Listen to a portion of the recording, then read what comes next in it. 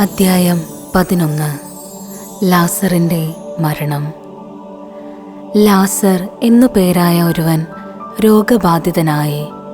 ഇവൻ മറിയത്തിൻ്റെയും അവളുടെ സഹോദരിയായ മർത്തായുടെയും ഗ്രാമമായ ബഥാനിയായിൽ നിന്നുള്ളവനായിരുന്നു. ഈ മറിയമാണ് സുഗന്ധതൈലം കൊണ്ട് കർത്താവിനെ പൂശുകയും തൻ്റെ തലമുടി കൊണ്ട് അവൻ്റെ പാദങ്ങൾ തുടയ്ക്കുകയും ചെയ്തത്. ഇവളുടെ സഹോദരൻ ലാസറാണ് രോഗബാധിതനായത്. കർത്താവേ, ഇതാ അങ്ങ് സ്നേഹിക്കുന്നവൻ രോഗിയായിരിക്കുന്നു എന്ന് പറയാൻ ആ സഹോദരിമാർ അവൻ്റെ അടുക്കലേക്ക് ആളയച്ചു. അത് കേട്ടപ്പോൾ യേശു പറഞ്ഞു, ഈ രോഗം മരണത്തിൽ അവസാനിക്കാനുള്ളതല്ല, പ്രത്യുത ദൈവത്തിൻ്റെ മഹത്വത്തിനും അതുവഴി ദൈവപുത്രൻ മഹത്വം പ്രാപിക്കുന്നതിനും വേണ്ടിയുള്ളതാണ്. യേശു മർത്തായെയും അവളുടെ സഹോദരിയെയും ലാസറിനെയും സ്നേഹിച്ചിരുന്നു. എങ്കിലും അവൻ രോഗിയായി എന്നു കേട്ടിട്ടും യേശു താൻ താമസിച്ചിരുന്ന സ്ഥലത്തു തന്നെ 2 ദിവസം കൂടി ചെലവഴിച്ചു. അനന്തരം അവൻ ശിഷ്യന്മാരോട് പറഞ്ഞു, നമുക്ക് വീണ്ടും യൂദയായിലേക്ക് പോകാം. ശിഷ്യന്മാർ ചോദിച്ചു, ഗുരു, യഹൂദർ ഇപ്പോൾ തന്നെ നിന്നെ കല്ലെറിയാൻ അന്വേഷിക്കുകയായിരുന്നല്ലോ, എന്നിട്ട് അങ്ങോട്ട് പോവുകയാണോ? യേശു പ്രതിവചിച്ചു, പകലിന് 12 മണിക്കൂറില്ലേ? പകൽ നടക്കുന്നവൻ കാൽ തട്ടി വീഴുന്നില്ല. ഈ ലോകത്തിൻ്റെ പ്രകാശം അവൻ കാണുന്നു. രാത്രി നടക്കുന്നവൻ തട്ടി വീഴുന്നു, കാരണം അവന് പ്രകാശമില്ല. അവൻ തുടർന്നു, നമ്മുടെ സ്നേഹിതനായ ലാസർ ഉറങ്ങുകയാണ്, അവനെ ഉണർത്താൻ ഞാൻ പോകുന്നു. ശിഷ്യന്മാർ പറഞ്ഞു, കർത്താവേ, ഉറങ്ങുകയാണെങ്കിൽ അവൻ സുഖം പ്രാപിക്കും. യേശു അവൻ്റെ മരണത്തെക്കുറിച്ചാണ് സംസാരിച്ചത്. എന്നാൽ നിദ്രയുടെ വിശ്രമത്തെക്കുറിച്ചാണ് അവൻ പറഞ്ഞതെന്ന് അവർ വിചാരിച്ചു. അപ്പോൾ യേശു വ്യക്തമായി അവരോട് പറഞ്ഞു, ലാസർ മരിച്ചുപോയി. നിങ്ങൾ വിശ്വസിക്കേണ്ടതിന് ഞാൻ അവിടെ ഇല്ലാഞ്ഞതിൽ നിങ്ങളെ പ്രതി ഞാൻ സന്തോഷിക്കുന്നു. നമുക്ക് അവൻ്റെ അടുത്തേക്ക് പോകാം. ദിദിമോസ് എന്ന തോമസ് അപ്പോൾ മറ്റു ശിഷ്യന്മാരോട് പറഞ്ഞു, അവനോടൊപ്പം മരിക്കാൻ നമുക്കും പോകാം. യേശു പുനരുദ്ധാനവും ജീവനും. ലാസർ സംസ്കരിക്കപ്പെട്ടിട്ട് 4 ദിവസമായെന്ന് യേശു അവിടെ എത്തിയപ്പോൾ അറിഞ്ഞു. ബഥാനിയ ജെറുസലേമിന് അടുത്ത് ഏകദേശം 15 സ്താദിയോൻ ദൂരത്തായിരുന്നു. അനേകം യഹൂദർ മർത്തായെയും മറിയത്തെയും അവരുടെ സഹോദരനെ പ്രതി ആശ്വസിപ്പിക്കാൻ വന്നിരുന്നു. യേശു വരുന്നുണ്ടെന്ന് കേട്ടപ്പോൾ മർത്ത ചെന്ന് അവനെ സ്വീകരിച്ചു. എന്നാൽ മറിയം വീട്ടിൽ തന്നെ ഇരുന്നു. മർത്ത യേശുവിനോട് പറഞ്ഞു, കർത്താവേ, നീ ഇവിടെ ഉണ്ടായിരുന്നെങ്കിൽ എൻ്റെ സഹോദരൻ മരിക്കുകയില്ലായിരുന്നു. എന്നാൽ നീ ചോദിക്കുന്നതെന്തും ദൈവം നിനക്ക് തരുമെന്ന് എനിക്കറിയാം. യേശു പറഞ്ഞു, നിന്റെ സഹോദരൻ ഉയർത്തെഴുന്നേൽക്കും. മർത്ത പറഞ്ഞു, അന്ത്യദിനത്തിലെ പുനരുദ്ധാനത്തിൽ അവൻ ഉയർത്തെഴുന്നേൽക്കുമെന്ന് എനിക്കറിയാം. യേശു അവളോട് പറഞ്ഞു, ഞാനാണ് പുനരുദ്ധാനവും ജീവനും. എന്നിൽ വിശ്വസിക്കുന്നവൻ മരിച്ചാലും ജീവിക്കും. അങ്ങനെ ജീവിക്കുകയും എന്നിൽ വിശ്വസിക്കുകയും ചെയ്യുന്നവൻ ഒരിക്കലും മരിക്കുകയില്ല. ഇത് നീ വിശ്വസിക്കുന്നുവോ? അവൾ പറഞ്ഞു, ഉവ്വ് കർത്താവേ, നീ ലോകത്തിലേക്ക് വരാനിരുന്ന ദൈവപുത്രനായ ക്രിസ്തു ആണെന്ന് ഞാൻ വിശ്വസിക്കുന്നു. യേശു കരയുന്നു. ഇതു പറഞ്ഞിട്ട് അവൾ പോയി തൻ്റെ സഹോദരിയായ മറിയത്തെ വിളിച്ച്, ഇതാ ഗുരു ഇവിടെയുണ്ട്, നിന്നെ വിളിക്കുന്നു എന്ന് സ്വകാര്യമായി പറഞ്ഞു. ഇതു കേട്ടയുടനെ അവൾ എഴുന്നേറ്റ് അവൻ്റെ അടുത്തേക്ക് ചെന്നു. യേശു അപ്പോഴും ഗ്രാമത്തിൽ പ്രവേശിച്ചിട്ടില്ലായിരുന്നു. മർത്ത കണ്ട സ്ഥലത്തു തന്നെ അവൻ നിൽക്കുകയായിരുന്നു.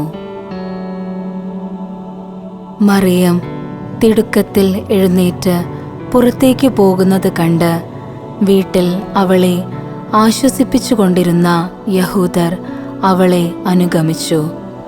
അവൾ ശവകുടീരത്തിങ്കൽ കരയാൻ പോവുകയാണെന്ന് അവർ വിചാരിച്ചു.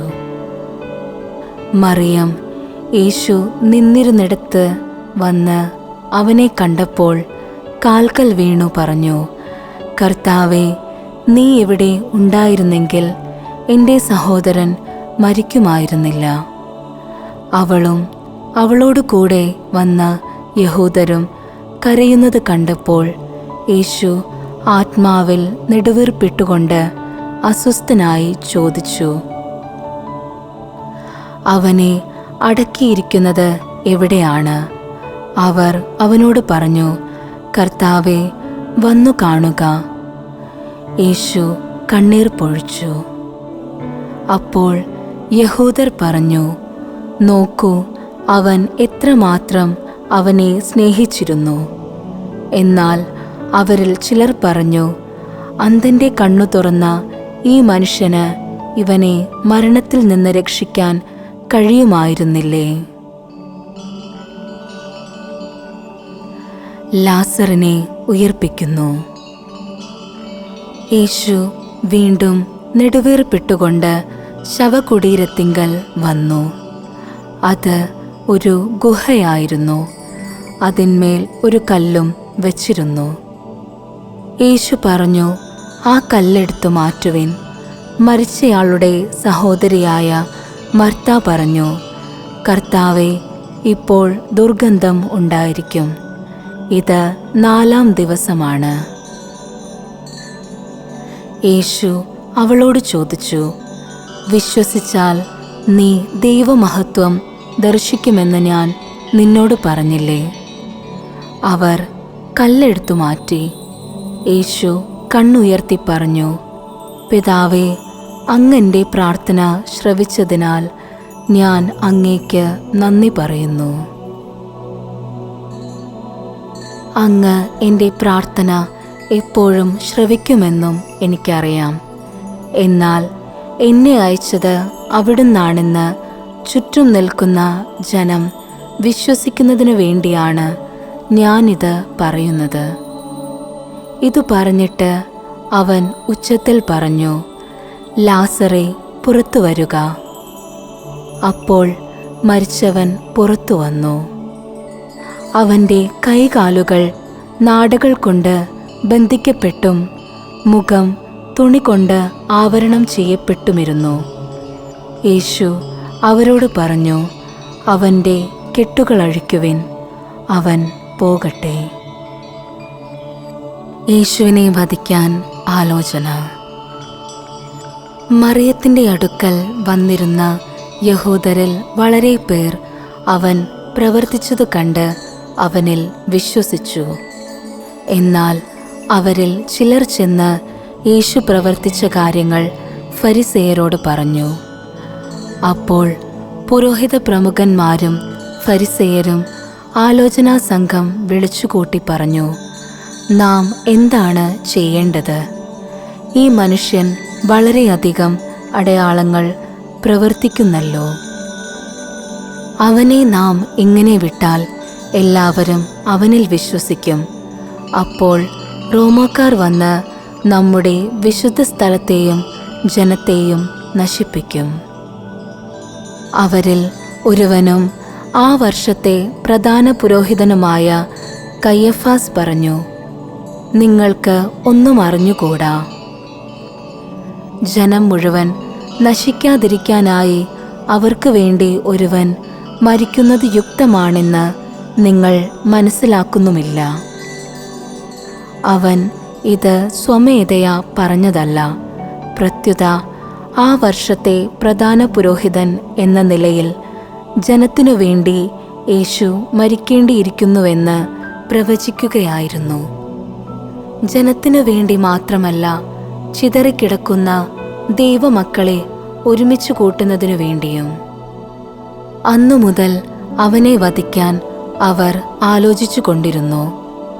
അതുകൊണ്ട് യേശു പിന്നീടൊരിക്കലും യഹൂദരുടെ ഇടയിൽ പരസ്യമായി സഞ്ചരിച്ചില്ല. അവൻ പോയി മരുഭൂമിക്കടുത്തുള്ള എഫ്രായിം പട്ടണത്തിൽ ശിഷ്യരോടൊത്ത് വസിച്ചു. യഹൂദരുടെ പെസഹ തിരുനാൾ അടുത്തിരുന്നു. ഗ്രാമങ്ങളിൽ നിന്ന് വളരെ പേർ തങ്ങളെ തന്നെ വിശുദ്ധീകരിക്കുന്നതിനായി പെസഹായ്ക്ക് മുൻപേ ജെറുസലേമിലേക്ക് പോയി. അവർ യേശുവിനെ അന്വേഷിച്ചുകൊണ്ട് ദേവാലയത്തിൽ വച്ച് പരസ്പരം ചോദിച്ചു, നിങ്ങൾ എന്തു വിചാരിക്കുന്നു? അവൻ തിരുനാളിന് വരികയില്ലെന്നോ? അവൻ എവിടെയാണെന്ന് ആർക്കെങ്കിലും വിവരം ലഭിച്ചാൽ അവനെ ബന്ധിക്കേണ്ടതിന് തങ്ങളെ അറിയിക്കണമെന്ന് പുരോഹിത പ്രമുഖന്മാരും ഫരിസേയരും കൽപ്പന കൊടുത്തിരുന്നു.